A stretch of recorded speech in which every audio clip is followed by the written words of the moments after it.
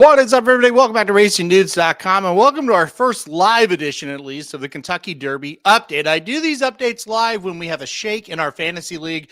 Kind of use it as an excuse. Say, let's go do the shake in the fantasy league. We'll get that out of the way, and then we'll kind of talk Derby, which is kind of what everybody wants to talk about. So let's do it first. Let's do a fantasy shake first. I'm going to put the wheel of death up on the screen now.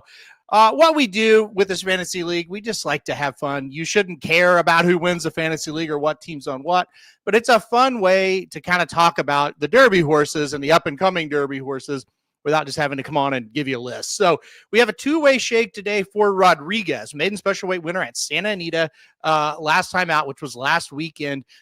First race around 2 turns, got the job done after a decent start or a decent debut, I should say, to start the show. And yes, I purposely misspelled Geist on purpose, Shoddy. So that's why that's a little joke between him and I. All right.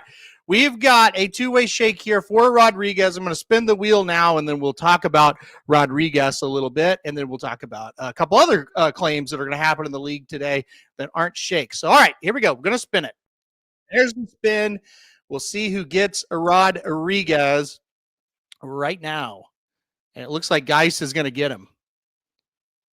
Unless we really see something quick. It is Geist. All right, so Geist will get Rodriguez. Geist is going to make 2 claims today. We'll talk about both of his claims now. I'll take the wheel of death off the screen. So Geist is going to get Rodriguez. That is the news here. He will drop McKenzie Street. So Rodriguez, like I said, son of authentic, a great, or I shouldn't say great, but a solid looking maiden special weight score at Santa Anita on San Vicente Day. So it's important to note Rodriguez, a 93 buyer speed figure for that maiden special weight, going around 2 turns. Barnes, a 94 going around 1 turn, 7 furlong distance there of the San Vicente. So buyers are what they are. They're definitely and unequivocally not the end-all be-all of handicapping or measuring a horse. But, you know, similar numbers there for those 2 horses shows they were both impressive. And I think we all could kind of agree both horses pretty impressive. But it's January. There's going to be a lot happening, as we go along. So Rodriguez goes to Geist. He will drop McKenzie Street, who was kind of nowhere to be found in the San Vicente. So let's talk about 2 other horses that are going to get claimed this week on the show. And Geist will now claim another horse, so he will go to -40. He's going to claim Uncle Holka and drop Render Judgment. Uncle Holka, if this is kind of an under-the-radar type, a very, very nice win, I thought, in his second start at Aqueduct over the weekend as well. Uncle Holka, I think that was Friday, actually, kind of stumbled, hit the gate in his first race. Didn't run that badly, but not great. Actually got beat that day by the Jerome winner. So it's like, okay, whatever. Not a bad start, but we should see him be better in his second start. And he absolutely was. Uncle Holka, a very nice winner there.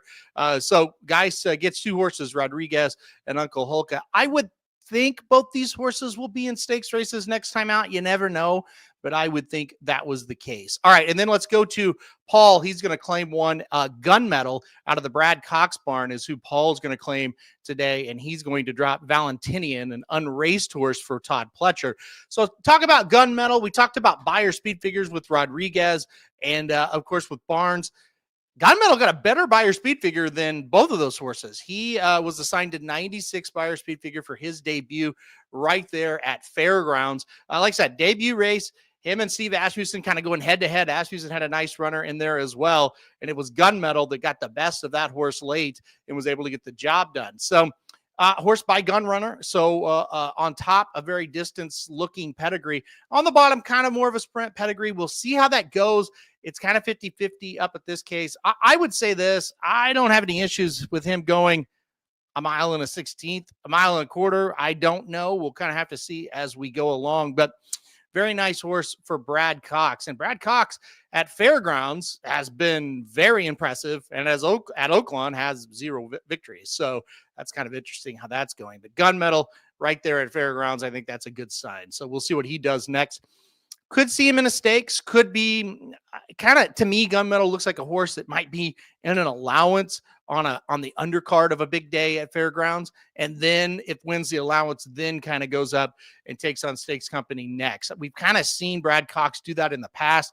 I kind of think that's the route they'll take with him. But again, it's all just a guess until we actually see what's going to happen with these horses. And when you have a Bob Baffert and you have a Brad Cox who have multiple runners, it's kind of like a depth chart, right? And how high is Gunmetal on Brad Cox depth chart?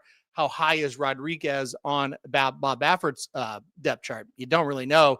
And they don't really give you a lot of hints. They just kind of show up when they're ready to run. So, all right, that is kind of the three horses that'll get claimed. Again, Rodriguez, Uncle Holka, and Gunmetal, the three claims this week. Three horses that one way or the other probably going to end up on the Derby trail at some point. Now, let's kind of talk about what's happening coming up, because there's not a lot to really talk about this week. There's no Derby prep, and kind of a missed opportunity. I wish one track certainly would run this weekend and have a Derby prep. That's not the case. We do have the Pasco, I should say, at Tampa, but that's kind of a whatever type of race a little bit. It's not a Derby prep race, but we might get a couple of horses. Of course, Bookham Dano was there last year, so we might get one or two. Coming up on January 18th, this should be a pretty big day. The fairgrounds will have the Lecomte Stakes. That's kind of, I know they've run the Gun Runner in December. Lecomte is kind of the unofficial, at least for me, opening of the Derby trail there at Fairgrounds. So we'll have the Lecomte coming up in 2 weeks. We'll see what happens with that one. We'll see who kind of comes in. We don't know a lot about that one yet. Kind of a race we have more news, or maybe more horses we know kind of are pointing for it, is actually the Southwest Stakes, which will be January 25th, same day as the Pegasus. They also run the Southwest. The Southwest, it sounds like Gaming from the Bob Baffert barn is targeting the Southwest. So that'll be interesting. Of course, Bob Baffert's had a lot of success shipping into Oaklawn Park over the years. This will be interesting, though, because Gaming was kind of a no-show at the Los Alamitos for Charity. Not kind of, he was. He finished third, and it was a bad third. How will he look in the Southwest? How will he match up against Oaklawn horses? Will he bounce back? A lot of question marks there. So Gaming to the Southwest, that sounds like that's going to happen. Also, I would think Coal Battle, winner of the Smarty Jones, will probably go to the Southwest as well. And say what you want about Coal Battle as we kind of look back to last week, but 2 Derby prep races, 2 pretty decisive wins. Seemed to get better in the second one after winning the first one. I don't know. Maybe he's going to be one that's going to at least make an impact as we keep on going. I know after, the Remington Park Springboard Mile, it was kind of an awkward race. He looked kind of awkward running in that one down the stretch. I think everybody was kind of like, well, okay, nice for him. Don't know what he's going to do moving forward.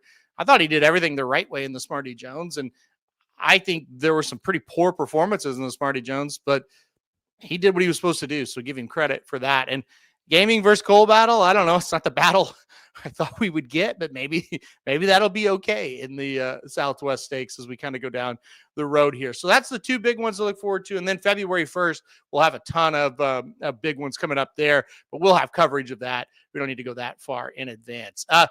Finally, just really quickly, and you can see a full breakdown of the 4 races from last weekend that had Derby implications on the Kentucky Derby video that we put out on Sunday afternoon, Monday morning. But yeah, Coal Battle and the Smarty Jones, I thought it was a nice win. I actually thought Cyclone State in the Jerome for what he is, or what, we kind of thought that would be.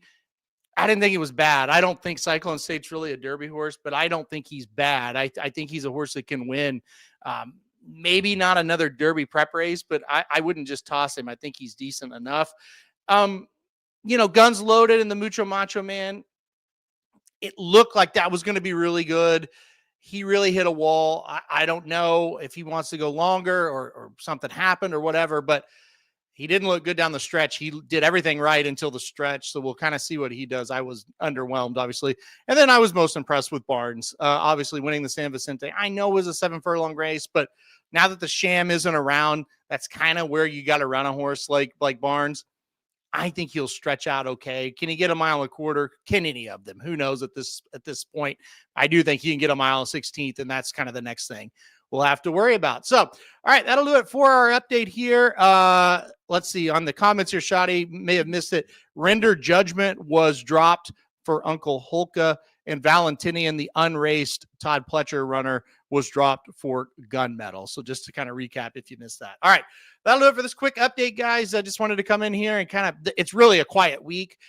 So we did have a fantasy shake. We did have some horses, kind of the, up and coming types wanted to talk about, but can't really preview anything that's going to happen this week because there's just not much to preview. But the good news is this is the last week until basically all the Derby preps are over where we won't have a whole lot to talk about.